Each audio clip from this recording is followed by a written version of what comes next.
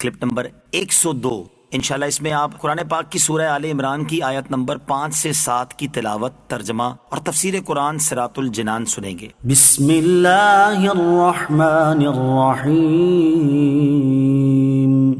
ترجمہ: اللہ کے نام سے شروع جو نہایت مہربان رحمت والا ہے۔ ان اللہ لا يخفى علیہ شیء فی الارض ولا فی السماء۔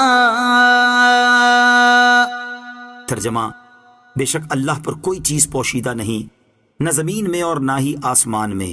ان اللہ لا یخفی علیہ شیء، بے شک اللہ پر کوئی چیز پوشیدہ نہیں۔ آسمان و زمین کی ہر چیز ہر وقت تمام تر تفصیلات کے ساتھ بغیر کسی کی تعلیم و خبر کے جاننا اللہ تعالیٰ کی صفت ہے۔ یہ وصف کسی بندے میں نہیں، کیونکہ مخلوق کو جو علم ہے وہ اللہ عز و جل کے بتانے سے ہے، اور وہ بھی متناہی اور قابل فنا ہے، یعنی اس کی کوئی نہ کوئی انتہا ہے اور وہ ختم بھی ہو سکتا ہے۔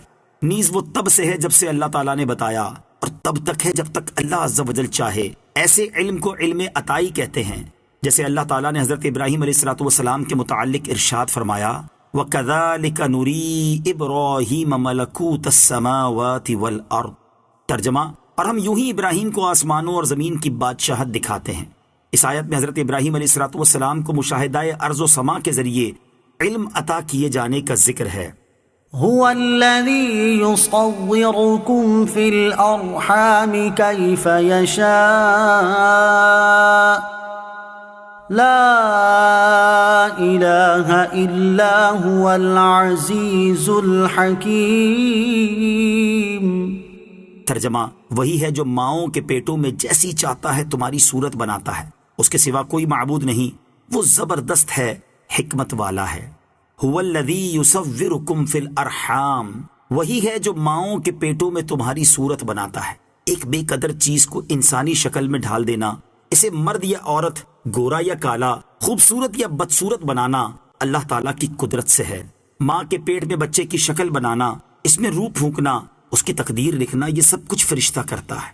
لیکن فرشتہ چونکہ اللہ تعالیٰ کے حکم اور اختیار سے کرتا ہے، لہٰذا فرمایا کہ اللہ عز و جل ہی ہے جو ماؤں کے پیٹوں میں تمہاری صورتیں بناتا ہے۔ چنانچہ حضرت عبداللہ ابن مسعود رضی اللہ تعالیٰ عنہ سے روایت ہے، نبی اکرم علیہ الصلوۃ نے ارشاد فرمایا، تم میں سے ہر ایک کی خلقت اس کی ماں کے پیٹ میں 40 دن تک جمع رکھی جاتی ہے، پھر وہ خون کے لوتھڑے کی صورت ہو جاتا ہے، پھر گوشت کی بوٹی کی طرح ہو جاتا ہے، پھر اللہ تعالیٰ ایک فرشتہ بھیجتا ہے جسے 4 چیزوں کا حکم ہوتا ہے۔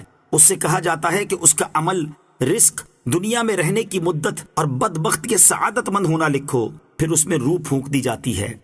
هو الذي أنزل عليك الكتاب منه آيات محكمات هن أم الكتاب وأخر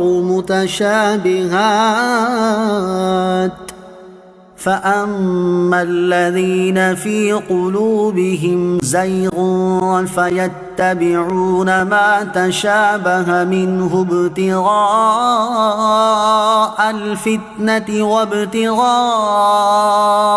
تأويله وما يعلم تأويله إلا الله والراسخون في العلم يقولون آمنا به كل من عند ربنا وما يذكر إلا أولو الألباب۔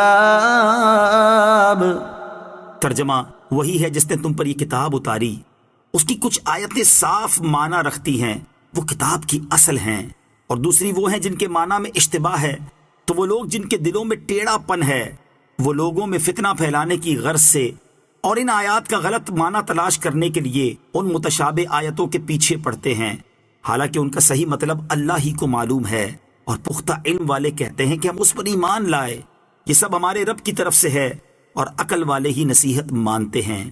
آیات محکمات، صاف معنی رکھنے والی آیتیں۔ قرآن پاک میں 2 طرح کی آیات ہیں۔ نمبر 1 محکم، یعنی جن کے معنی میں کوئی اشتباہ نہیں، بلکہ قرآن سمجھنے کی اہلیت رکھنے والے کو آسانی سے سمجھ آ جاتے ہیں۔ نمبر 2 متشابہ، یعنی وہ آیات جن کے ظاہری معنی یا تو سمجھ ہی نہیں آتے، جیسے حروف مقطعات، یعنی بعض صورتوں کے شروع میں آنے والے حروف جیسے سورہ بقرہ کے شروع میں الف لام میم ہے، اور یا متشابہ وہ ہے جس کے ظاہری معنی سمجھ تو آتے ہیں لیکن وہ مراد نہیں ہوتے، جیسے اللہ تعالیٰ کے لیے ید یعنی ہاتھ اور وجہ یعنی چہرے والی آیات، ان کے ظاہری معنی معلوم تو ہیں لیکن یہ مراد نہیں، جبکہ ان کے حقیقی مرادی معنی میں کئی احتمال ہو سکتے ہیں، اور ان میں سے کون سا معنی اللہ تعالیٰ کی مراد ہے یہ اللہ عز و جل ہی جانتا ہے، یا وہ جسے اللہ تعالیٰ اس کا علم دے۔ پہلی قسم یعنی محکم کے بارے میں فرمایا کہ یہ کتاب کی اصل ہیں، یعنی احکام شریعہ میں ان کی طرف رجوع کیا جاتا ہے اور حلال و حرام میں انہی پر عمل کیا جاتا ہے۔ الذین فی قلوبہم زیغ، وہ لوگ جن کے دلوں میں ٹیڑھا پن ہے۔ یہاں سے دو گروہوں کا تذکرہ ہے۔ پہلا گروہ گمراہ اور بد مذہب لوگوں کا ہے جو اپنی خواہشات نفسانی کے پابند ہیں اور متشابہ آیات کے ظاہری معنی لیتے ہیں، جو کہ صریح گمراہی بلکہ بعض صورتوں میں کفر ہوتا ہے، یا ایسے لوگ متشابہ آیات کی غلط تعویل کرتے ہیں۔ دوسرا گروہ سچے مومنوں کا ہے جو متشابہ آیات کے معانی کو سمجھے یا نہ سمجھے، لیکن وہ یہ عقیدہ رکھتے ہیں کہ محکم و متشابہ سارے کا سارا قرآن ہمارے رب عز و جل کی طرف سے ہے اور ہم اس پر ایمان رکھتے ہیں، اور جو معنی متشابہ کی مراد ہیں وہ حق ہیں اور اس کا نازل فرمانا حکمت ہے۔